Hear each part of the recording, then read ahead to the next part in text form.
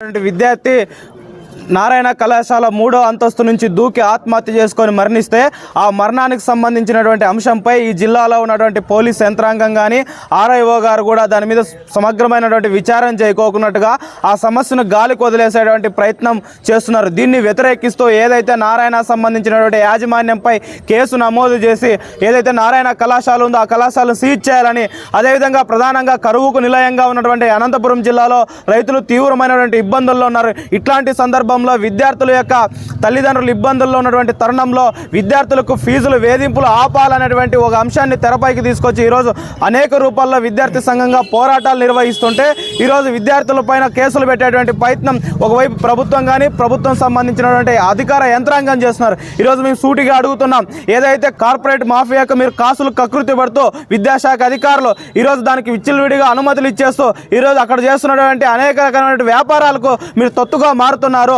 ఆ తొత్తు వ్యవహారాన్ని మానుకోవాలా. ప్రధానంగా జిల్లా సంబంధించినటువంటి ఆర్ఐఓ గారు ఇప్పటిదాకా ఇన్సిడెంట్ జరిగి వారం రోజులైతే కళాశాలకు సంబంధించినటువంటి పూర్తిమైన సమగ్రమైన విచారణ జరుపుకోకున్నట్టుగా వాటి మీద చర్యలు తీసుకోలేదంటే ఈరోజు నారాయణ విద్యా సంస్థలు నీకు ఎంత ఇచ్చారు, నువ్వు ఎందుకు అమ్ముడుపోయావని ఈరోజు మేము సూటిగా ప్రశ్నిస్తున్నాం.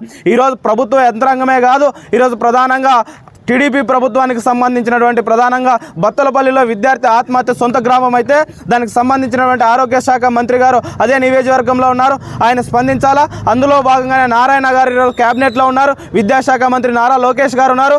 ప్రతి సమస్య మీద నేను స్పందిస్తానని చెప్తున్నటువంటి డిప్యూటీ సీఎం గారు పవన్ కళ్యాణ్ గారు ఎవరైతే ఉన్నారో ఆయన గతంలో ప్రతిపక్షంలో ఉన్నప్పుడు నారాయణ విద్యా సంస్థలో విద్యార్థుల ఆత్మహత్యల గురించి మాట్లాడారు. ఈరోజు అధికారంలోకి వచ్చిన తర్వాత నువ్వు ఎందుకు విద్యార్థుల ఆత్మహత్యల గురించి మాట్లాడలేదు? నువ్వు డిప్యూటీ సీఎం గారు కదా, ఈరోజు నారాయణల ఆత్మహత్య గురించి ఎందుకు మాట్లాడలేదు మేము సూటిగా అడుగుతున్నాం. కాబట్టి ఈరోజు ఏదైతే విద్యా సంస్థలో బంద్ ఉందో ఈ బంద్కు సహకరించినటువంటి అన్ని కళాశాల యాజమాన్యానికి, ప్రైవేట్ పాఠశాల యాజమాన్యానికి ప్రత్యేకంగా ధన్యవాదాలు తెలియజేస్తున్నాం. అదేవిధంగా భవిష్యత్తులో ఎస్ఎఫ్ఐ ఇతర విద్యార్థి సంఘాలు చేసేటువంటి పోరాటంలో తల్లిదండ్రులు ఇతర యాజమాన్యం అందరూ కూడా కలిసి వచ్చి ఇట్లాంటి కార్యక్రమాలను విజయవంతం కోసం సహకరించాలని ఈ సందర్భంగా కోరుకుంటున్నాం.